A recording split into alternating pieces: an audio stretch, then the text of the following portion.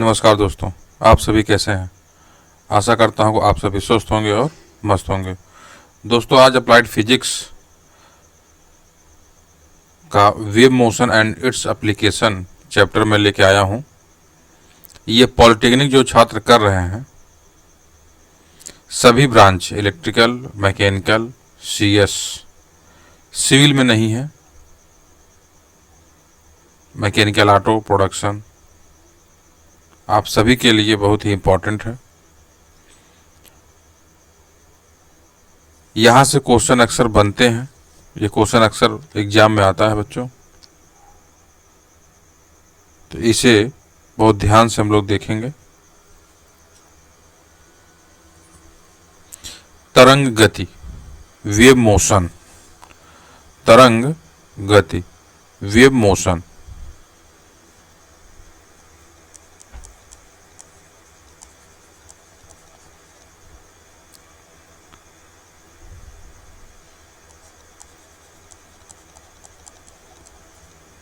Wave motion, wave motion क्या है बच्चों? ये हमारा एक, अगर हम एक यहाँ से रस्सी पकड़ें और इसको इस तरह से घुमाएं तो आप देखेंगे जो ये रस्सी के पार्टिकल हैं ये अपने ही स्थान पर हैं। ये पार्टिकल मूव नहीं कर रहे हैं, ये अपने ही स्थान पर फिक्स हैं। मूव क्या कर रहा है? एनर्जी। मूव क्या कर रहा है? एनर्जी। टाइम के रिस्पेक्ट में, टाइम के रिस्पेक्ट में।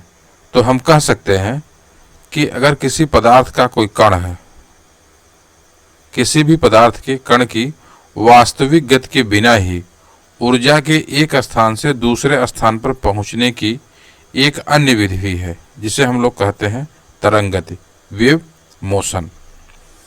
Wave motion.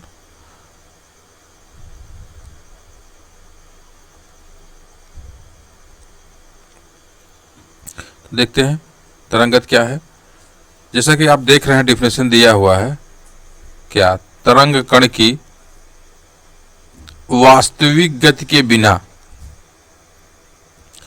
ऊर्जा के एक स्थान से दूसरे स्थान पर पहुंचने की एक अन्य विधि है, जिसे हम लोग कहते हैं तरंग गति। मतलब क्या है? इसमें जो पार्टिकल है, जो कण है, ये अपने ही स्थान पर है, ये अपने ही स्थान पर है। बस ये क्या कर रहे हैं?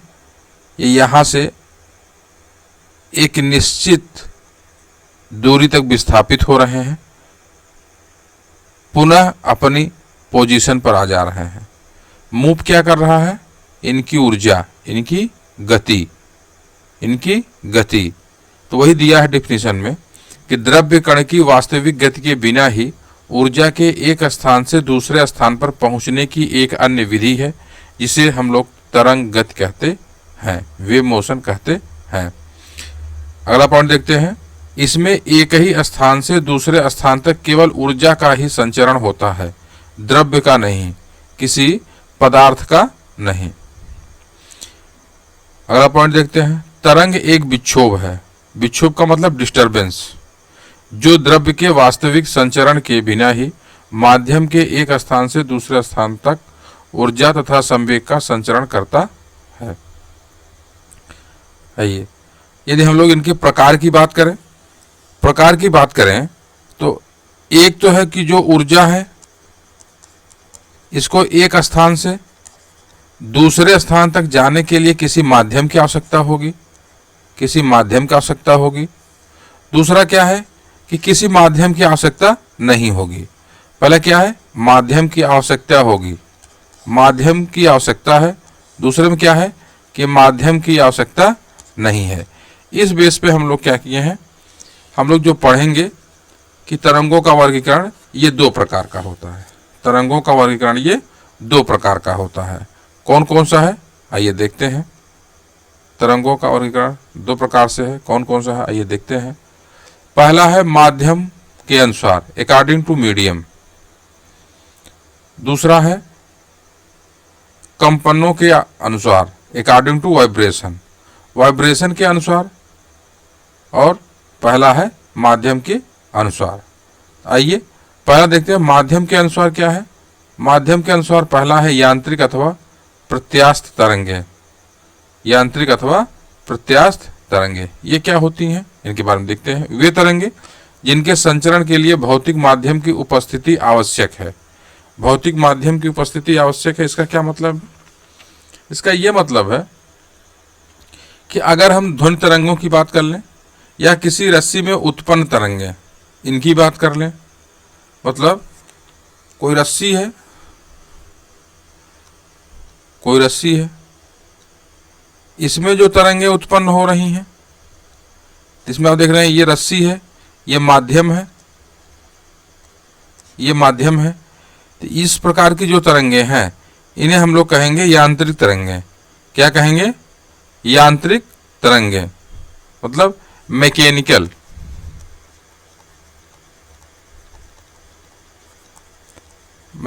वेव कहेंगे। तो मैकेनिकल वेव किसे कहेंगे? जिनमें मीडियम की आवश्यकता होगी। जैसे आप पहला एग्जाम्पल देख लिए, जैसे क्या है, रस्सी में उत्पन्न तरंग। दूसरा आप कह सकते हैं ध्वनि में उत्पन्न तरंग। हम लोग जो आपस में बोल रहे हैं, इसे क्या है, ध्वनि निकल रही है, ये एक स्थान से दूसरे स्थान तक जा रही है। यहाँ पे क्या है, एयर है, यहाँ पे क्या है, एयर है, इनके पार्टिकल्स हैं, ये आपस में टकरा रहे हैं, तो क्या कर रहे हैं, ये ऊर्जा को एक स्थान से दूसरे स्थान तक पहुंचा रहे हैं। और भी यदि हम लोग बात कर लें तो एक जो मोस्ट इंपॉर्टेंट बात आती है कि चंद्रमा पर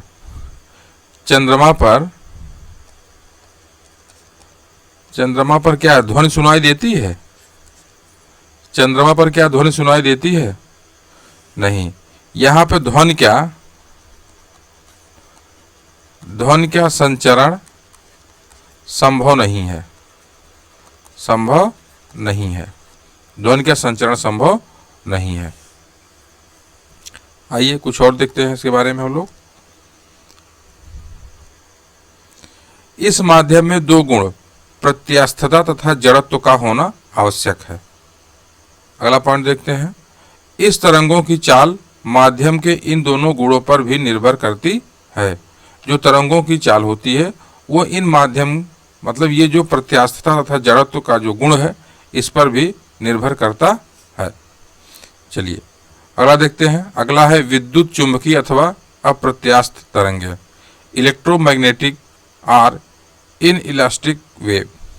ये क्या है, ये क्या होता है? वे तरंगे जिनके संचरण के लिए माध्यम की उपस्थिति आवश्यक नहीं है, जिनके लिए हमें माध्यम की आवश्यकता नहीं है। जैसे उदाहरण के तौर पर यदि आप देखना चाहें तो क्या क्या हो सकता है? पराबैंगनी किरणें, क्या है?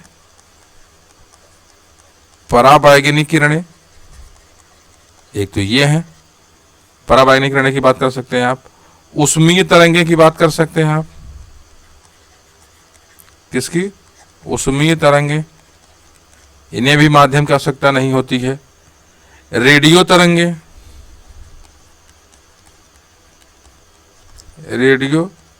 तरंगे, इन्हें भी माध्यम की आवश्यकता नहीं होती है।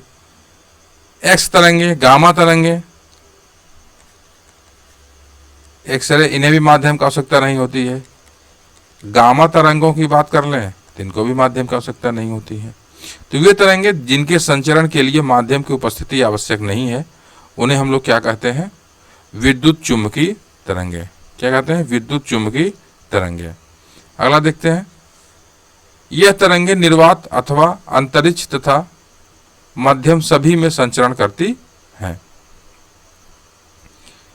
इन तरंगों की चाल निर्वात तथा माध्यम के विद्युत व चुंबकीय गुणों पर निर्भर करती हैं। यहाँ पे गुणों नहीं होगा, गुणों होगा। क्या होगा बच्चों? गुणों पर निर्भर करती हैं। आइए अगला देखते हैं। कंपनों के आधार पर, वाइब्रेशन के आधार पर।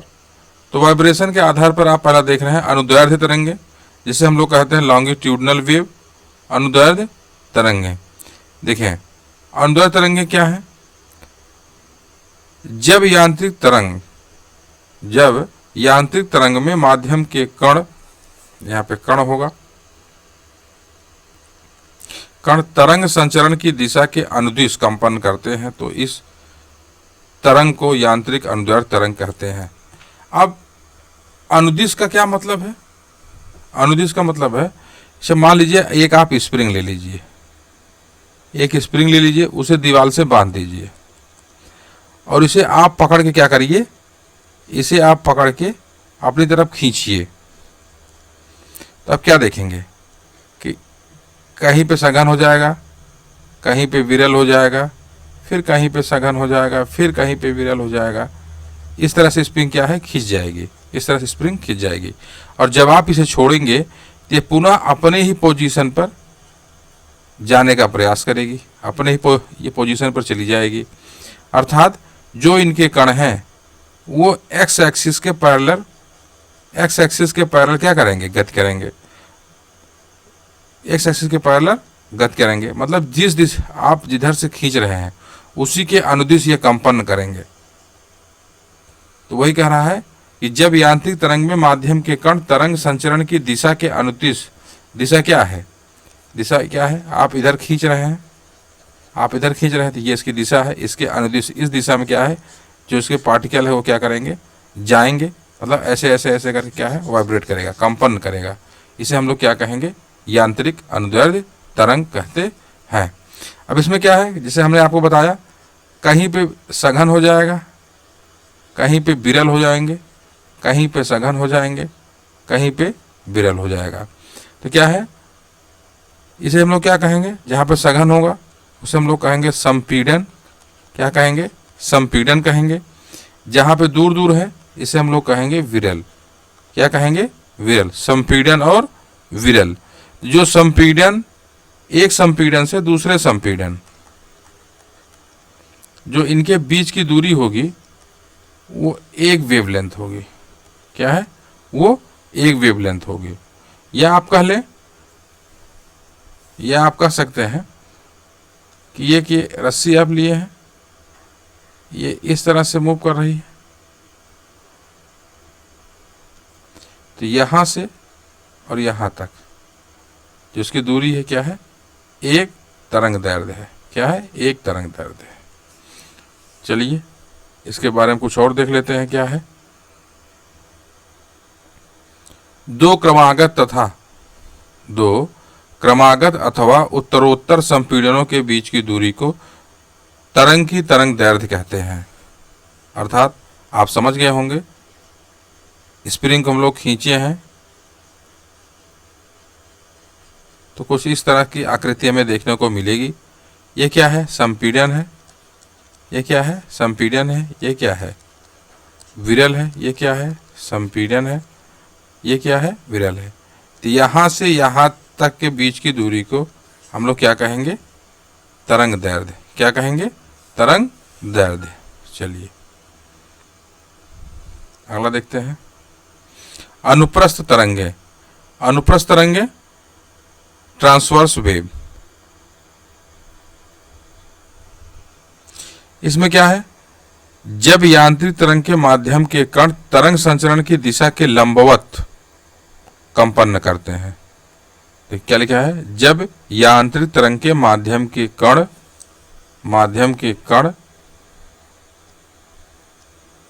तरंग संचरण की दिशा के लंबवत कंपन करते हैं तो इस तरंग को यांत्रिक अनुप्रस्थ तरंग कहते हैं।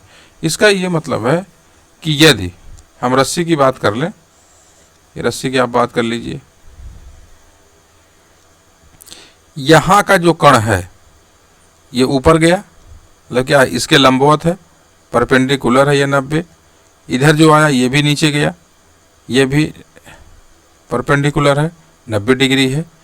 मतलब ये कण क्या है, ये परपेंडिकुलर, ये लंबवत कंपन कर रहे हैं, लंबवत कंपन कर रहे हैं। इसे हम लोग क्या कहेंगे, अनुप्रस्थ तरंग, क्या कहेंगे, अनुप्रस्थ तरंग। इसमें क्या है, इसे हम लोग कहेंगे श्रृंग, क्या कहेंगे, श्रृंग कहेंगे। इसे हम लोग क्या कहेंगे, गर्त, इसे हम लोग क्या कहेंगे, श्रृंग, इसे हम लोग कहेंगे गर्त। एक श्रृंग से दूसरे श्रृंग के बीच की दूरी को हम लोग क्या कहेंगे, वेवलेंथ, क्या कहेंगे, वेवलेंथ। एक गर्त से श्रृंग के बीच की दूरी को हम लोग कहेंगे लैम्डा बाई 2, लैम्डा बाई 2। चलिए देखते हैं, कुछ और देख लेते हैं इसके बारे में। दो क्रमागत अथवा उत्तरोत्तर श्रृंग के बीच की दूरी को तरंग की अनुदैर्ध्य तरंग कहते हैं। आपस वाले श्रृंग तथा गर्त के बीच की दूरी लैम्डा बाई 2, लैम्डा बाई 2, जैसा कि आपने देखा है, हमने आपको बताया भी है। ये गर्त है, ये श्रृंग है, ये क्या है, लैम्डा बाई 2, इनके ये बीच की दूरी, और ये दोनों श्रृंग के बीच की दूरी क्या है, लैम्डा है।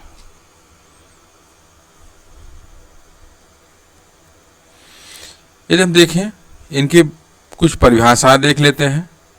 जैसे पहली परिभाषा, तरंग का आयाम क्या है।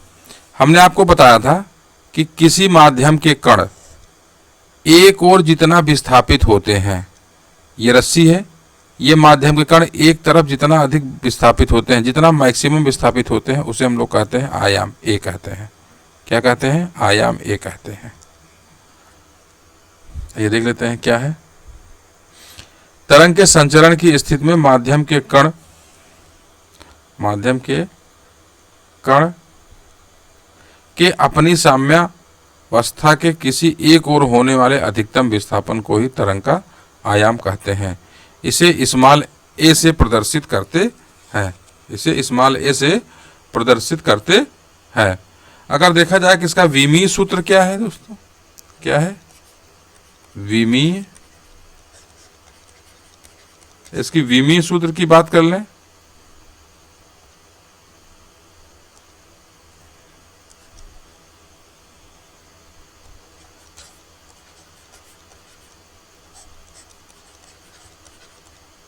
इसके विमीय सूत्र की बात कर लें तो बीमा को हमेशा हम लोग क्या करते हैं,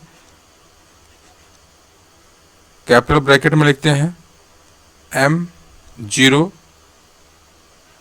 L T ऊपर 0, ऊपर क्या है, ये 1 है, फिर MLT क्या होगा, इसका L होगा, सिर्फ और सिर्फ L। इसमें क्या सिर्फ और सिर्फ क्या दिखेगा, लेंथ L दिखेगा। इसका जो मात्रक है, मात्रक क्या है, मीटर हो सकता है, मात्रक क्या है, मीटर है। इसे सेंटीमीटर में भी हम लोग मेजर करते हैं, सेंटीमीटर में भी मेजर करते हैं। चलिए अगला देखते हैं, तरंग का आवर्तकाल क्या है। तरंग का आवर्तकाल, तो मैं आपको बता दूं कि एक चक्कर पूरा करने में जितना समय लगता है उसी को हम लोग कहते हैं आवर्तकाल। जितना समय लगता है उसी को हम लोग कहते हैं आवर्तकाल। 0 से 360, 0 से 360 डिग्री तक क्या लिखा देखे हैं, तरंग संचरण की स्थिति में माध्यम के कंपन करते हुए किसी कण की कला में 360 डिग्री का कलांतर होने पर, 360 डिग्री का कलांतर होने में लगे समय को तरंग का आवर्तकाल कहते हैं। मतलब क्या है, कलांतर होने में, यहाँ से यहाँ तक पहुँचने में उनके फेज में जो अंतर हो रहा है वो 360 डिग्री का हो रहा है। कितना हो रहा है, 360 डिग्री का कलांतर हो रहा है। या आप सिंपल सा याद रखें कि किसी भी कण का एक चक्कर पूर्ण करने में जितना समय लगता है उसे तरंग का आवर्तकाल कहते हैं, उसे तरंग का आवर्तकाल कहते हैं। यदि इसका विमीय सूत्र हम लोग बात करें, इसका विमीय सूत्र क्या है, इसका विमीय सूत्र हम लोग बात करें तो क्या होगा,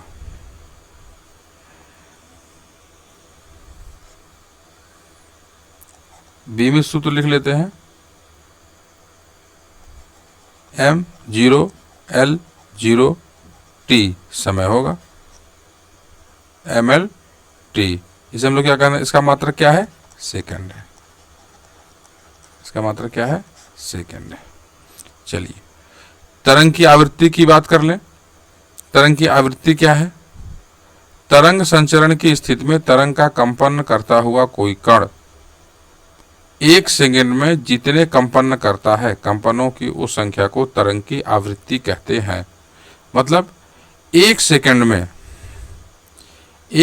वो जितनी साइकिल कंप्लीट कर ले,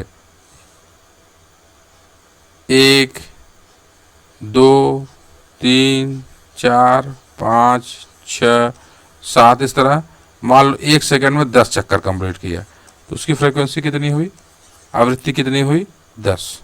इसी तरह तरंग संचरण की स्थिति में तरंग का कंपन करता हुआ कोई कण 1 सेकंड में जितने कंपन करता है, कंपनों की उस संख्या को तरंग की आवृत्ति कहते हैं। इसे स्मॉल n से प्रदर्शित करते हैं। बस आज के लिए इतना ही। नेक्स्ट वीडियो में सिलेबस के अकॉर्डिंग नया टॉपिक लेके मैं पुनः उपस्थित रहूँगा। तब तक के लिए नमस्कार।